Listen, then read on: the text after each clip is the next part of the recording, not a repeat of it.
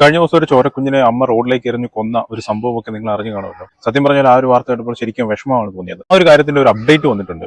തൃശൂർ സ്വദേശിയായ നർത്തകനിൽ നിന്നാണ് താൻ ഗർഭിണിയായത്. ഇൻസ്റ്റാഗ്രാം വഴിയാണ് പരിചയപ്പെട്ടത്. കഴിഞ്ഞ കുറെ ആഴ്ചകളായി ഇയാളെക്കുറിച്ച് വിവരമൊന്നുമില്ല. താൻ ഗർഭിണിയാണെന്ന വിവരം മാതാപിതാക്കളടക്കം ആരോടും പറഞ്ഞിരുന്നില്ല. പുലർച്ചെ 5 മണിയോടെ പ്രസവ ലക്ഷണങ്ങൾ കണ്ടു. ശുചിമുറിയിൽ വെച്ച് പ്രസവിച്ചു. താൻ പരിഭ്രാന്തിയായെന്നും രക്തം കണ്ട് സമനില തെറ്റിയെന്നുമാണ് യുവതിയുടെ മൊഴി. പ്രസവിച്ച കുഞ്ഞിനെ എന്തു ചെയ്യണമെന്ന് അറിയില്ലായിരുന്നു. അതിന്റെ ശബ്ദം പുറത്തു പോകുമോ എന്ന് ഭയന്നു. മാതാപിതാക്കൾ അറിഞ്ഞാൽ താൻ ഭയപ്പെട്ടു.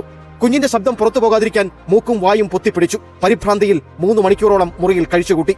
ഏറ്റവും ഒടുവിൽ ഭ്രാന്തമായ അവസ്ഥയിൽ രക്ഷപ്പെടാൻ കുട്ടിയുടെ മൃതദേഹം ബാൽക്കണിയിൽ നിന്ന് റോഡിലേക്ക് വലിച്ചെറിഞ്ഞു.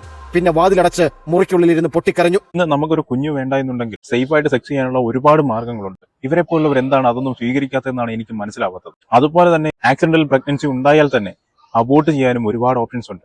ഇന്ന് ഒരുപാട് നിയമസഹായങ്ങൾ സ്ത്രീകൾക്ക് അതിൽ കിട്ടുന്നുണ്ട്. അൺമാരീഡ് ആയിട്ടുള്ള വുമൻസ് കുഞ്ഞിനെ വേണ്ട എന്നാണെങ്കിൽ അബോർട്ട് ചെയ്യാനുള്ള